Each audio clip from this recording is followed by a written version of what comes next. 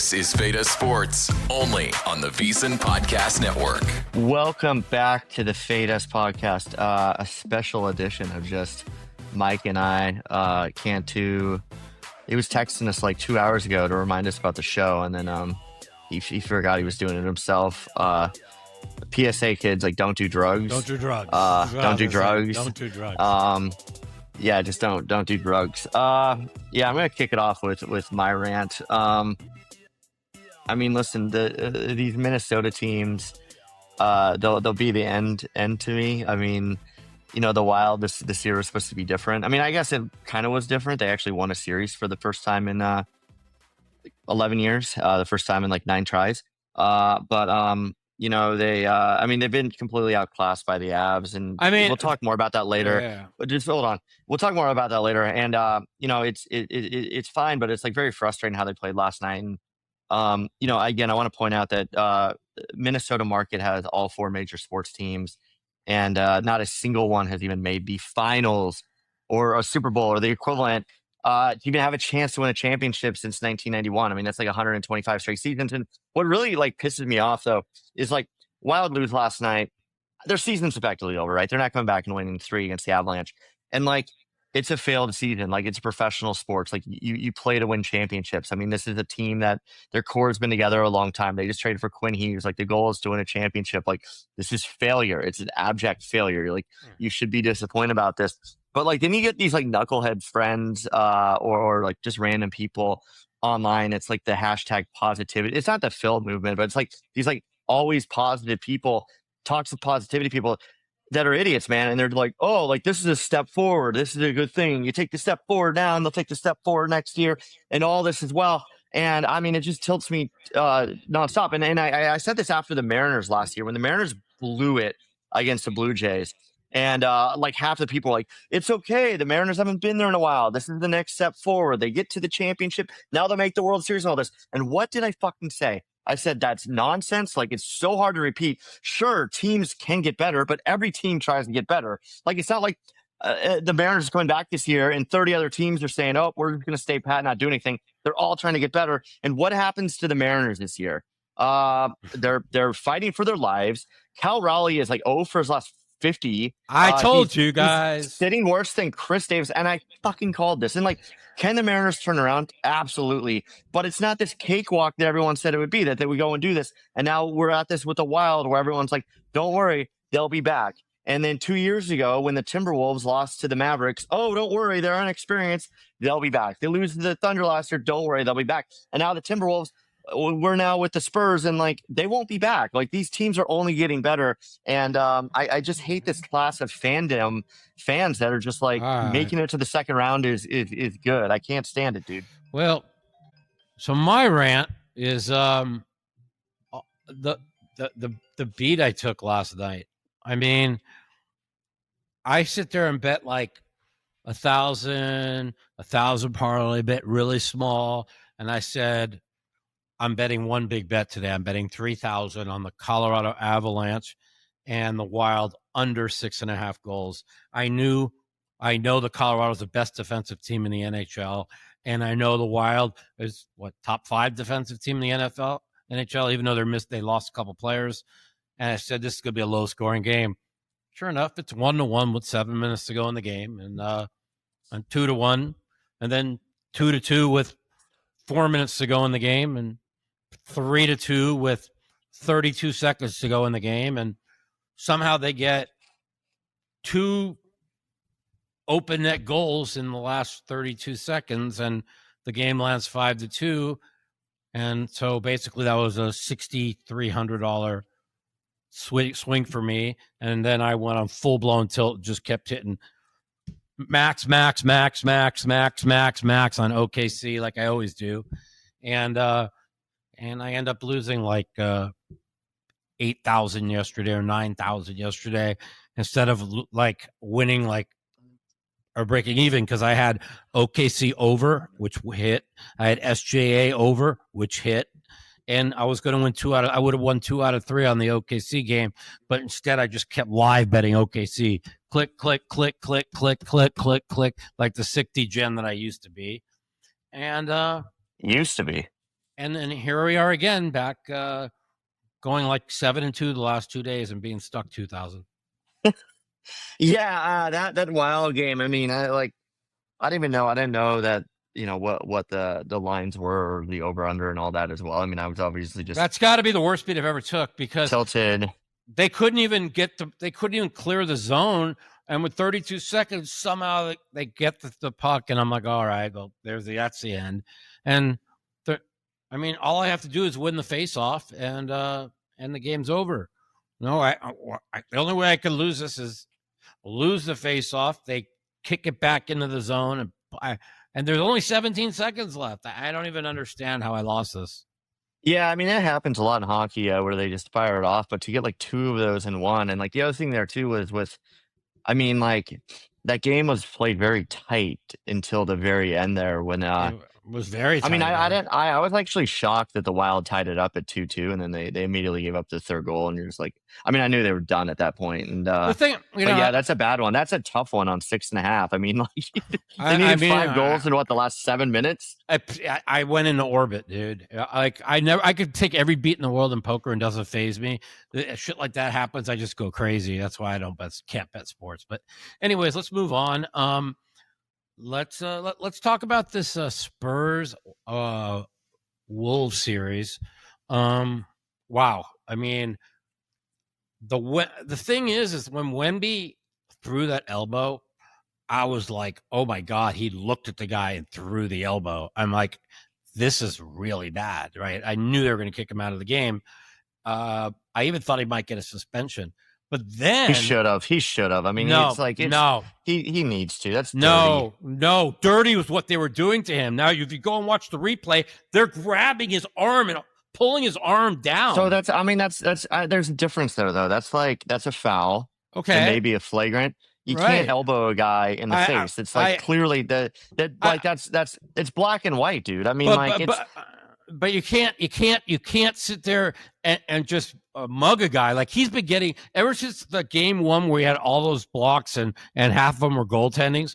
I mean, they just been mugging him, and I kind of agreed with what the coach said after the game.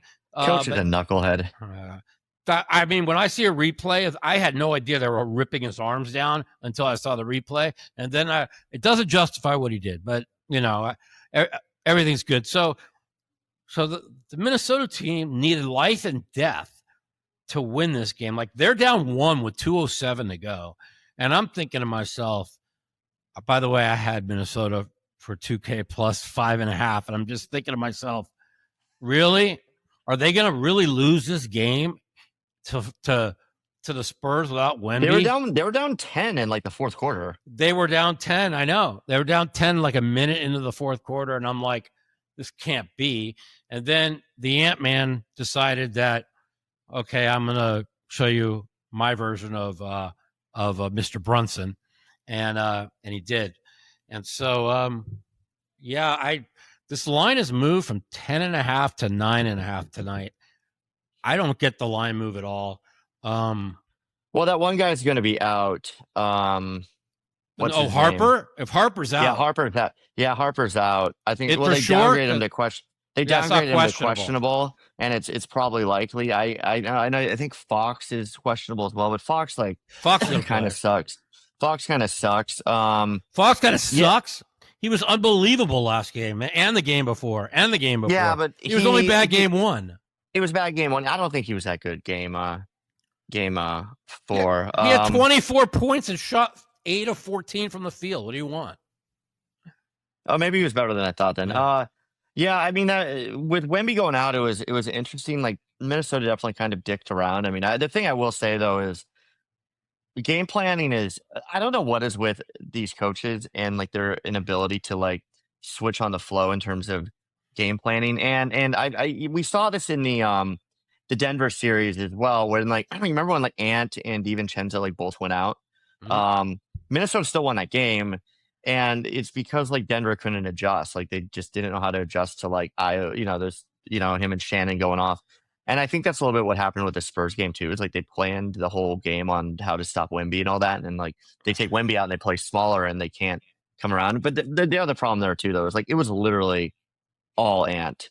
It was Ant and Shannon.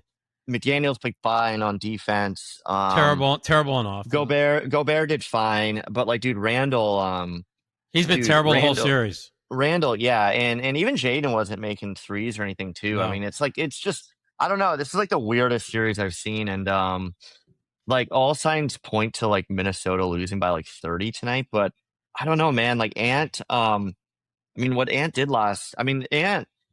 He's clearly hurt. The explosiveness is completely gone, but he just took them on their back and all that. And they're going to need him to do that again. And they're going to need like Randall. They need Randall to put up like 25 points. They need Randall to like get his shit together. If Randall doesn't put up 20, they got no shot.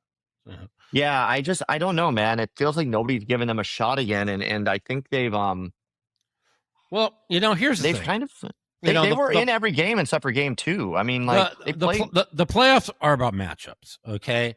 And the thing is nobody can guard Wemby, okay? Even as great as Gobert is, nobody can guard Wemby, okay? So you have a player that can basically do whatever he wants if he's engaged and playing well. And they can't get to the paint with Wemby in there because he just blocks everything. So, like, we've never seen a player like Wemby. And, like, I've been raving for the last 3 years, Joker's the best player I've ever seen. He's the best in the world, right? Wemby in year 3 at 22 years old is better. And he's going to be, if he doesn't get injured, the greatest player of all time. Can you put your phone on mute? This is out of control. Well, I had it on I could turn it off because I already know what the lines are on the games are tonight. You can just put it on mute. You can turn your ringer off. You don't have to turn the phone off. Yeah. So anyways, nobody ever calls me. It's not like I have lots of friends. If I'm talking with you and Phil's playing live poker, I might have one other person. I don't even know who all these fucking people are calling me. I thought the Wild when they were outshot 20-4, that they were dead. And then they came on really strong the last 5 minutes of the second period and the first like 7 minutes of the third. I thought they dominated. And when game was tied at 2, I thought they had a good chance, but then they were totally outplayed the last. Yeah, they got away from their game. That's a very disappointing showing in a game that was a must win. I mean, I know that like teams have come back from 3-1. The Wild have come back from 3-1 again against the Avalanche. Like back when I was still in high school, that long ago.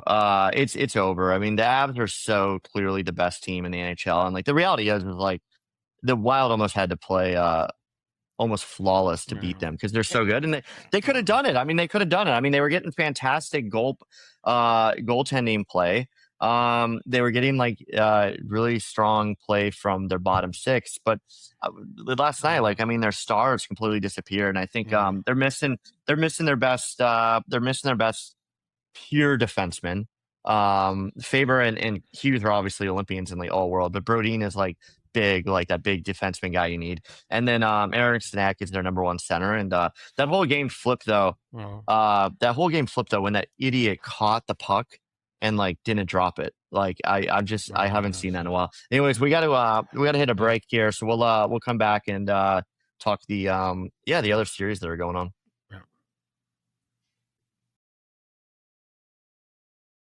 You're listening to Feta Sports on the VSiN Podcast Network. If you're listening to this podcast, you're already leveling up your betting game. You're riding along with our best bets and top angles. And when there's a good game on, you're probably getting involved with a few props and alt markets as well. But there's one more layer if you really want to step things up, and that's VSiN Pro.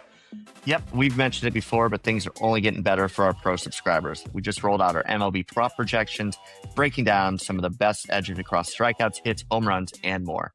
And that's on top of everything else pro subscribers already get, including public betting splits, expert picks, betting guides across the sports calendar. If you haven't tried it yet, you're sleeping on it. You can get your first month for just $9.99 or save big with promo code POD26 on an annual subscription. Hit the link in the description below, and start cashing in with VSiN Pro. Yeah. So I mean, I think we covered all the Minnesota pain. I mean, I don't know. I, I They're think done. Minnesota has. I don't know. I mean, we keep saying that, and they've They're played done. all. They've played all. They've been in every game. I mean, they lost game 2. They got blown out, but we knew that was coming. They could have won game 3 easily. I mean, like game 3, like if Randall makes a couple threes, they win that game.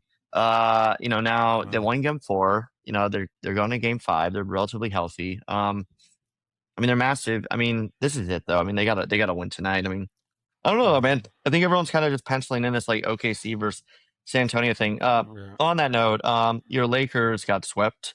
Which I told you which I told you they would. I said the greatest bet on the board is Lakers to lose in 4. And you could get, I think, what was it, plus 135? Something like that. Yeah, I mean, they just can't. I mean, LeBron did what he could. If you that listen, team was bad. No, not really. If you listen to what the coach of the OKC said last night, and I agree 100%. He said the Lakers played phenomenal defense on us in all 4 games. He said that their trapping was amazing. Their getting the ball out of SGA's hands, getting it into other people's hands. He goes, but he said our team played great, and he said a lot of good things about the Lakers. And listen, you're talking about the Lakers missing the top 3 best players in the world, and the leading scorer in the NBA, and you just can't make up for that. And he's their closer, right? So the Lakers, the last 3 games, the Lakers in the fourth quarter were down by 7, down by 5, and had the lead. If Doncic is in there, this series is 2-2. There's not a doubt in my mind. I mean, they just had nobody to close to get points from, and so. Listen, LeBron, they ask him, are you disappointed? He goes, no, why would I be disappointed? He goes, our team played as hard as they could play. I'm proud of how we came together. And I mean, they really did. In March before they were 16-2, and they had great chemistry. When it's all said and done, though, the lazy piece of crap, DeAndre Ayton, if he is not in there to get rebounds and block and block out Chet, they're just drawing dead. Like in game 4, they just didn't even play Ayton because what's his name? The backup center. He went in there and fought for rebounds. He went in there and fought for everything. DeAndre Ayton's going nowhere. Nobody's going to sign this guy for anything. He's such a bum. But I guess he's got a player option with the Lakers at $8.7 million, and he has to take it because someone will sign him. They'll pay him too much. For what? Have they watched this guy when the money's on the line? The guy doesn't even try. Yeah, but some like terrible team with a bunch of cap room will give him like 15-20 million a year. No way. You know that. You know it. No way. I wouldn't. I wouldn't. Well, I know. I watched it. But I watched it. The guy, the ball go up. He blocked out nobody. Didn't even and let the other guy get the rebound. Did you see when they showed the replay? And they said, "Oh, this was game 3." They said Redick's got to get him off the court. He's not even trying. Take away game 1 because the Lakers were coming off the Houston series, and you watch the last 3 games, and the Lakers were in all 3 in the fourth quarter, and they had no Luka, and they ran out of gas. And I mean, even yesterday, it looked like they were going to win the game, and they still ran out of gas. I'm listening to all the talking heads this morning. It's all a bunch of hogwash and bullcrap because LeBron is a narcissist. He will 100% have a farewell tour. Okay. And LeBron is not going anywhere. Okay. He's going to stay with the Lakers, and they're going to they're going to give his son another 2-year contract. He's not picking up his whole family and moving. And he's going to sign for the minimum because that's going to give – they're not going to give Austin Reeves the max, okay? They're going to give him probably 40, and they're going to probably sit down and talk and say, listen, Austin, we're going to give you 3-year, $40 million guaranteed. Mm-hmm. What's the max, like 55? It's like 55, 60, yeah. And he's eligible for like 55, I think. and then LeBron's going to say, I'm going to take the minimum, and then they're going to try and sign some wing defenders. But like, even with wing defenders, who are they? Like, who are they going to get? Like, OKC is the best team in the NBA with 2 first-round draft picks and a lottery pick. And they still have, after this, they still have 4 first-rounders and 17 second-rounders that they could, like, dingle in front of somebody if somebody gets injured. You know what I'm saying? This is a dynasty. And the only thing that's going to stop them from being a dynasty is a guy named Wemby. And he's unbelievable. So I truly believe OKC has to win this year, because if not, the Spurs might just win every year Wemby's not injured. Yeah, I mean, I'm looking up the free agents this year. It's pretty ugly. I mean, you got like who's got size? Anybody? I mean, Chris Middleton, that's not really size. You got Porzingis, but I mean, he can't stay healthy. No, he does Hartenstein, but like I'm sure the Thunder will keep him around. Yeah. You know, Wiggins doesn't really have size, but he has a player option for $30 million. Like, he's going to stick around in Miami. Yeah. Tobias Harris. He's having the career. How do you like that? 10 straight overs in the playoffs. That's another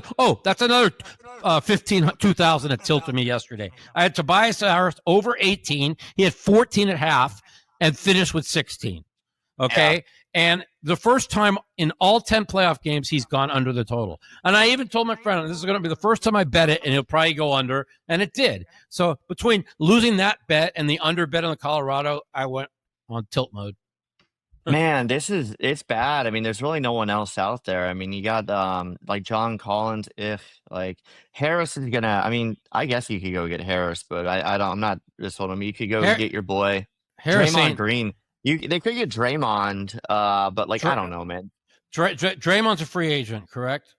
No, he has a player option for $27 million, but someone will give him someone will give him 3 years. No, he would be really good for the Lakers, okay, because he's a unbelievable passer and defender.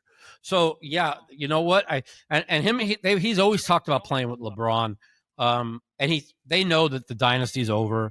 So I think that the Lakers are going to sign him. Now that if he opts out, which I think he will, that's a good pickup. But even then, like, the Lakers need, like, you need there's nobody really that could, except for Wemby, that could stop Chet. So like, that's where everything opens up for OKC and the Spurs is Chet and Wemby in the middle. Like, Chet's like unbelievable. Like, he's like a top 5 defensive player, and he shoots the 3, and he makes like, this guy is going to be a superstar also. Like, this OKC team is literally. Could the Lakers could they try to go get Giannis?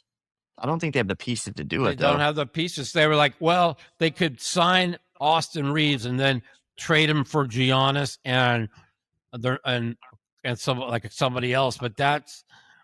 I mean, I just don't think they have it. Like, okay, the thing is Luka already said, I insist, no matter what it costs, that Austin Reeves is re-signed with the Lakers. I mean, Austin Reeves has been getting so much shit the whole series. And yes, did they score like 20 points on him defensively? Yeah, he's a little bit of a defensive liability. But like, this guy came off an injury, and out of the 4 games, he had two monsters. Maybe it is Draymond. Like, maybe you just put Draymond on that team, and stay healthy, they actually could be decent. They need another shooter, and they need another defensive. They need an anchor in the middle. I just don't know how anybody's beating OKC or the Spurs. I just don't.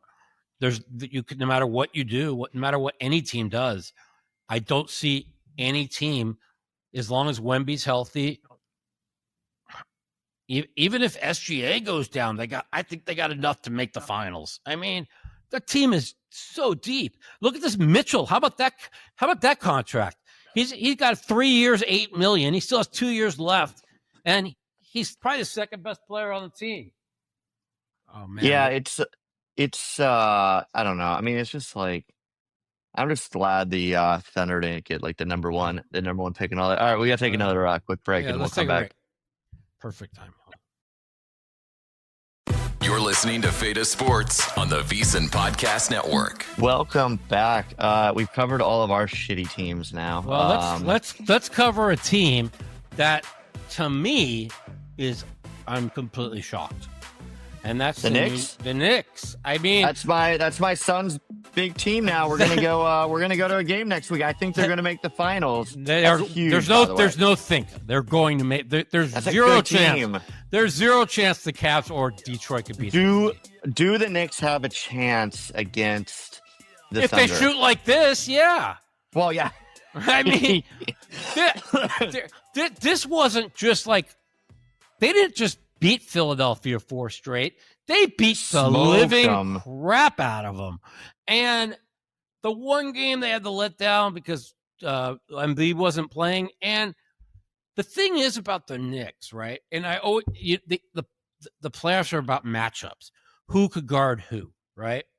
And the Knicks have great defenders. The adjustment they made where they put Towns as more of the point center. I didn't realize he was such a good passing center. Like they never used him. All I ever see him do is shoot 3-pointers.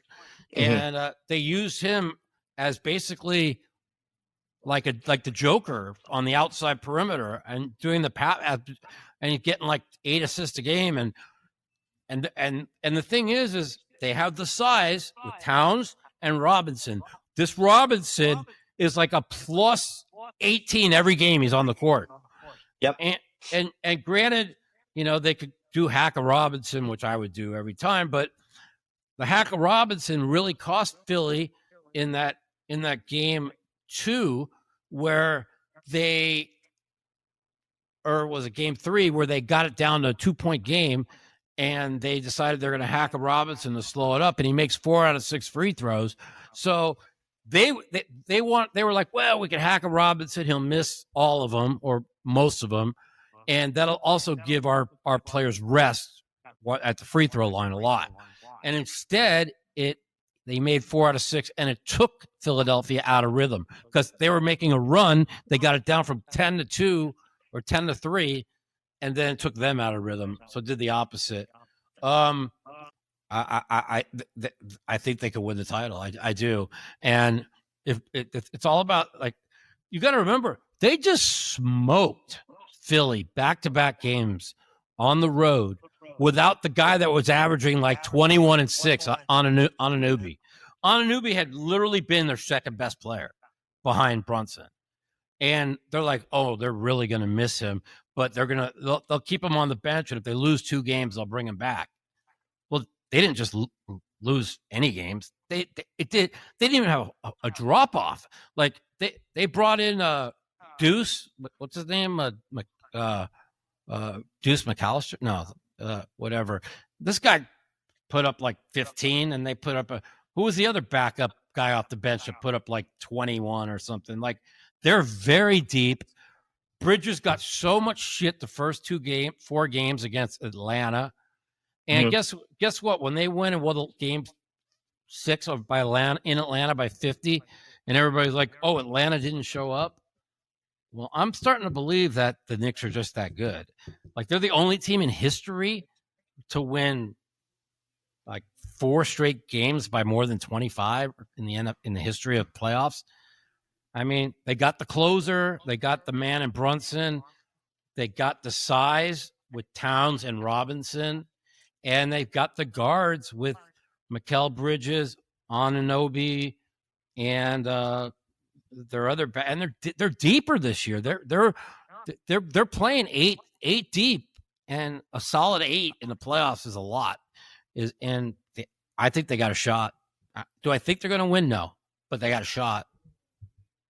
I hope they do. I mean, it's funny if they play Oklahoma City, like the whole, it's funny to think that like the country will be backing the Knicks, but like they definitely will be. I mean, that'd be a fun one. I mean, it's funny to think it's like a team from New York being like the ultimate underdog.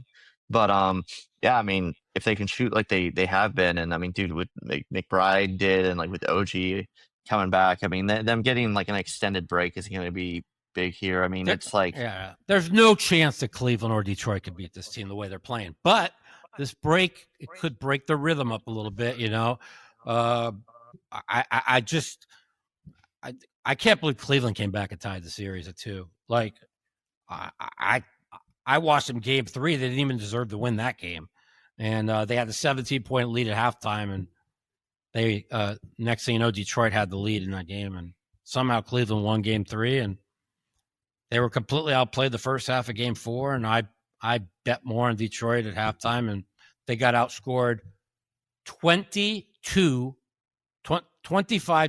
run, 22-0 in the third quarter. That was just incredible. Yeah, I mean, I have no real strong opinions on the Detroit Cleveland series. I kind of rooting for Cleveland, I guess. But I think New York should be able to handle either one of them. I mean, it feels kind of inevitable at this point that it's gonna be Knicks versus Thunder. Because again, not to look ahead, Thunder are making it. Like Minnesota, if Minnesota pulls up the miracle against the Spurs, they're not beating them, and the Spurs aren't ready to beat the Thunder. They're not deep enough. I disagree.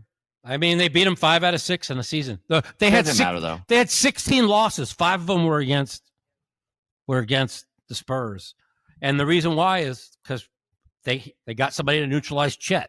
Everything runs through Chet in SGA. SGA throwing the lobs to Chet. Everything opens the middle up is Chet, and he neutralizes them. And the guards can match up. You know, listen. Jay Will is going to be back, but he's going to have an extended layoff. And when you have an extended layoff, you know, I mean, I think he'll get his conditioning back up because they have a long layoff right now. But you know, your shot's going to is going to be short, and it's going to take a while. And you know, I don't know, man. They ain't winning without a healthy Jay Will.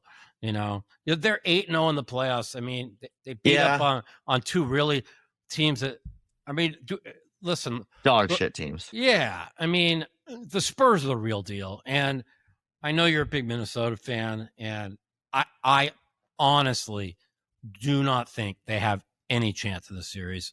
And I do believe that dude. I mean, you say that, but it's like you get to game 5, and it's a best of 3.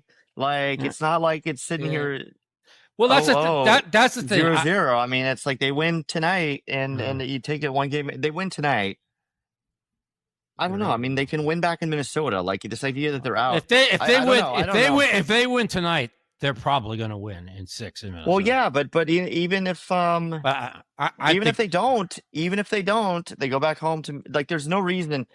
There's, you know, they go back to Minneapolis, they'll be like a 6-7 point underdog. It's not impossible to win. The thing is, I bet Minnesota game 4, and I know for a fact if Wemby doesn't get kicked out of the game, they never win that game. You don't know that. Like, you don't know how the rest of the game plays. Like, even Ant said it. Ant said they had trouble adjusting because they sped up the game so much. Like, they just sped up, and he's like, we weren't prepared for that. And he's like, and Ant also isn't that, like, Ant's hobbled. It actually went against sort of him. So I mean, you can't say that. Yeah, you can't say those things. Right? I do say the coach of the Spurs is really good. I mean, he knew how to adjust. He really sped the game up a lot. And Minnesota, they're a half court team. They always are. They always have been. They've always been a defensive half court team. Get your defense set, and that's where you're dealing with. You know, with when Wemby's in the game. But listen, I mean, I think the Spurs are pissed. I think they're going to come out. I think Wemby is going to put up. I think you could go over every one of his props today. I think he's going to want to prove something. You know, like, okay, you kicked me out of the game. Here, take this. And maybe I'm wrong. You know, you're talking about the guy who had 20-1 on Philly to win the East and didn't even lay off when the Knicks were only minus 240. They're only minus 240. And and the way they beat Philadelphia, they should have been bigger favorites than OKC. Let's be honest, because they killed them. Like, the Lakers at least competed every game. So we haven't covered the pick or two. Who would you like? No, we'll cover that in a minute. But who would you if you had $100 free roll? Who would put $100 on to win the championship? NBA? Timberwolves 70-1, Knicks 6-1, Spurs 4-1. I These are think Knicks. I would take the Knicks at 6-1 because I don't think they're going to be that big of a dog in the finals. Because if OKC and the Spurs go to 7, which I think it will, and they kill each other up, and the Knicks win kind of easily, I think they're only going to, I think the winner of that series is only going to be like 350. So I think there's a little bit of an edge there. I think if I watched that game 4 when they put up 44 in that first quarter, like they made 11 threes and 8 of them there was somebody in their face. They weren't like wide open threes. Like if they shoot like that, and they've been shooting like that the last 6 games, like nobody could beat them. No, I agree. So we'll do hockey, then we'll take a break. We can come back, maybe talk football at the end with all the football news. Yeah, well, I think I'm gonna. The Vegas Golden Knights are tied at 2.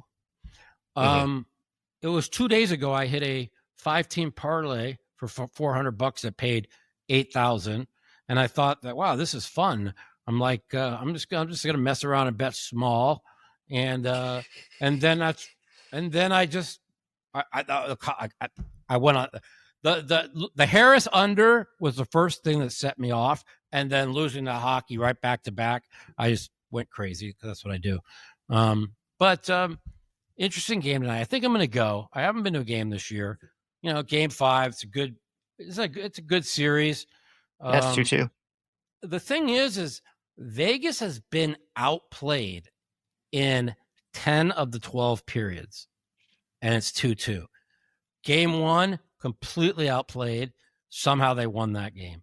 Game 2, they were completely outplayed, and somehow they won that.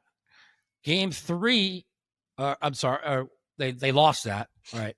And then game 3, they were outplayed badly in the first period, and then the Vegas was good and better than them in games periods 2 and 3. In game 4, they were completely outplayed all 3 periods. So except for periods 2 and 3 of game 3, it's been all Anaheim. And I mean, I just they're $1.60 today. It's a little bit high, but I'm going to go to the game and fish kick myself on betting them because I usually win when I go to the game, unless I don't go to the game. But I like it. It's a good one. All right, cool. We'll hit a break and come back and talk a little football. You're listening to Feta Sports on the VSiN Podcast Network. Welcome back. We're gonna NFL schedule releases in 2 days, and that's a big day. Mike has already declared, I've declared the Wild dead, and he's declared the Timberwolves dead. And, the Twins are dog shit. So, it's football season for me now. So I'm looking forward to the schedule release. There hasn't been a ton of news. I don't think we've really talked much since the draft. This is kind of a boring draft, to be honest. Mendoza obviously went first. Like, nothing really of note. I don't know. It seemed like a really weak class, but as we're kind of shaping up, heading into NFL season, man, I gotta say, it's homerish. I really like the Seahawks to repeat, especially with the Rams kind of like dicking around and overpaying for a QB in the draft round 1. The Rams. I don't understand what the Rams are doing this year. The Rams are like the odds-on favorites to win the Super Bowl, but it's like close. And again, they're in the division from hell too, which means if you don't win that division, you're probably not. You're not going. The Rams have the Rams have the. I looked at this. The schedule's not out yet, but the teams that they're playing are out, and the Rams have rated the number 1 toughest schedule. Teams with the toughest schedule do not go to Super Bowls. Well, which is why, I think they made a mistake by drafting that dude in the first round. And, the Rams are arguably one of the best 3 teams in the NFL, easily. I think it's 1 and 2. I think Seattle and the Rams, I think you throw a blanket over them, and they're very similar by nature there. But I'm leaning to the Seahawks now because, again, they've had a better offseason. I think teams don't repeat. You know, I think they have. I don't know, man. I don't know. Like like who else? We'll look at some lines here. I mean, who else? Like who else? Who else do you worry about in the NFC? Like I'm not. There's no one in the NFC that worries me. Like it feels like the Niners have missed this window. Like I could be wrong there. I mean the Niners are in like hell in terms of like the team that schedule. the team that has the second easiest schedule is who I like, and their window is closed after this year. That's Detroit. I mean, only because they have the second easiest schedule. I mean, yeah, but Detroit, dude. I mean, I think they missed. I think they missed their window. I think that division is brutal. I like Chicago too. I think the NFC West is the best division overall, but I like the NFC North. I think the North is best top to bottom, but like the West has like. Dude, the West is the 2 Super Bowl favorites. Like Rams and Seahawks are like, so that's the best. That's the best division there. But the North is wide open because I think you look at divisions. I'm pulling this up right now. I've told you this before. I like teams that have a lot of talent that came on strong at the end of the year, and that's why we have a $5,000 bet where I have Tua to finish with as a better all-around quarterback than Murray at the end of the year. Yeah, it's not going to happen. It's not going to happen. I think that Tua indoors with that team, is loaded. Oh, he's on the Falcons, right? Falcons. The Falcons. He might not start, though. They ran the table and won. Yes, he's going to start. Dude, he's going to get hurt. I mean, Penix sucks. Okay. Yeah, but I know, but like Tua's like... Dude, Tua is like the 28th best quarterback in the NFL, and he's healthy. When he's indoors, go look at his numbers. So the North, you have the Lions and the Packers, who are basically co-favorites, and then the Bears and Vikings. I think the Vikings are actually going to be pretty. I mean, it depends. Dude, if Murray plays well, they're going to be really good. And I'm not the Bears. You see who the Vikings just signed to as the third receiver? That's a good sign. Dude. It's a good signing. Yeah. And the thing is about that is I think I really, really, really like how the Bears got better and better and better and better at the end of the year. I mean, the Rams had to play a perfect game in Chicago to beat them in what was it, overtime? Yeah, or something like that. And the Rams were the best team. I mean, take away the special teams giveaways, the Rams would have gone undefeated. Like every game they lost, the special teams cost them. And they, the Bears got good. That coach is good. Like I'm not ruling the Bears out from going to the Super Bowl one iota.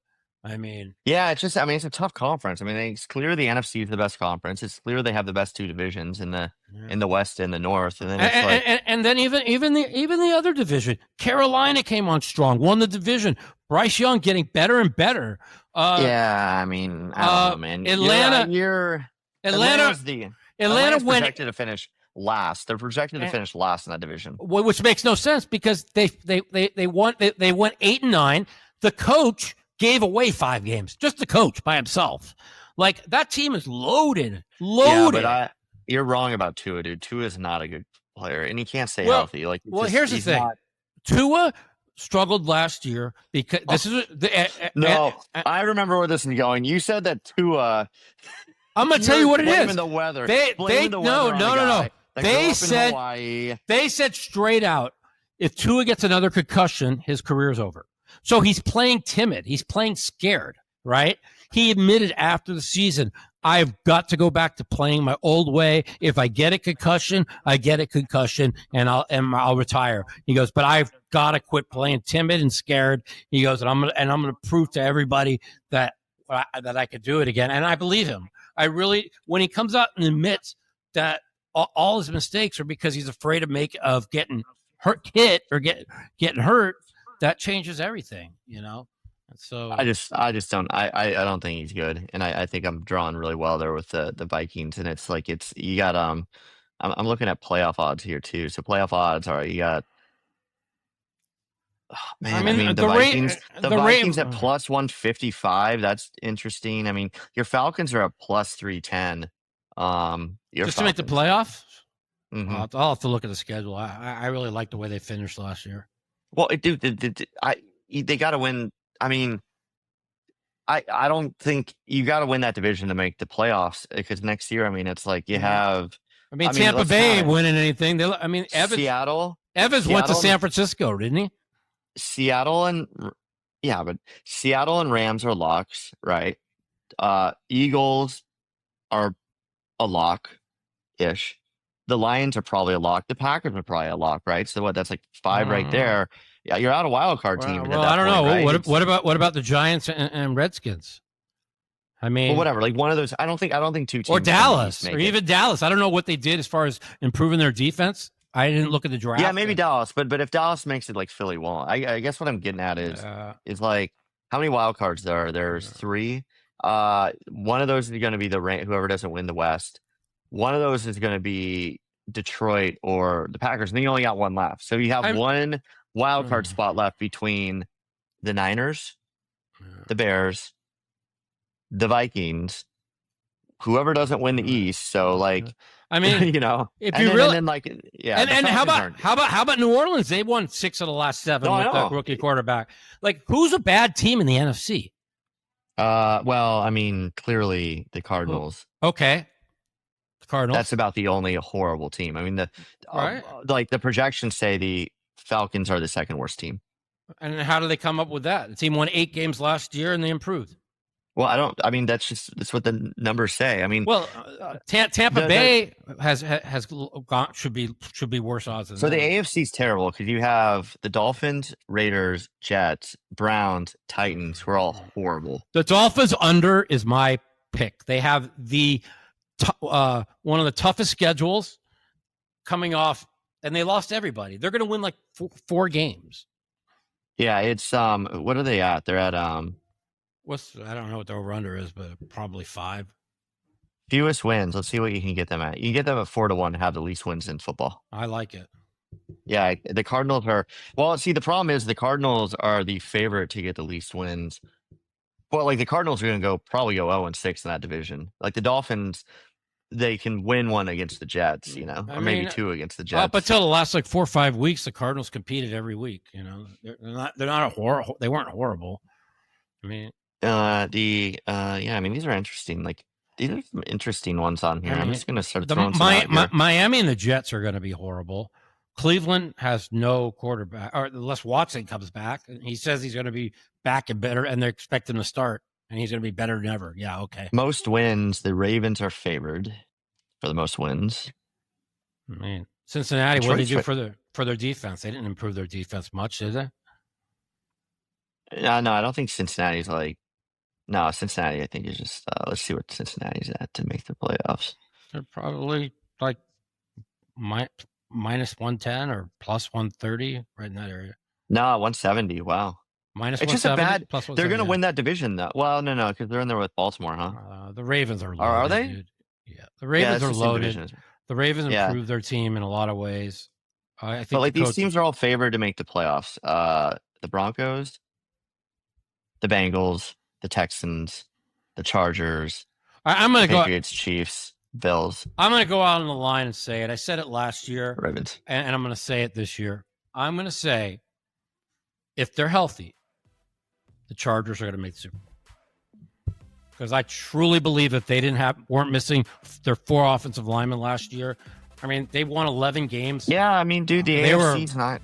It's not good, man. I mean, it's like the best 2 teams are like the Ravens and the Bills, who have like done absolutely dog shit in the playoffs. Shroud ain't beating nobody. He sucks. He's not. They're not winning. Yeah, dude. The Texans are like the Texans defense don't is worry great. Anybody. AFC's wide open though, man. I mean, in theory, you'd actually see the Chiefs sneak back into the mix too. I mean, they made some good moves. Yeah, I don't see it coming off that big of an injury. I just don't see it. You never know though. But all right, guys, that about does it for us. This was fun, dude. It was fun catching up with you, and good luck. Good luck to my Timberwolves, I guess. I don't know. By the time this comes out tomorrow, I'm laying the 9.5. I'm a fish. Yeah. All right. Take care, guys. Later.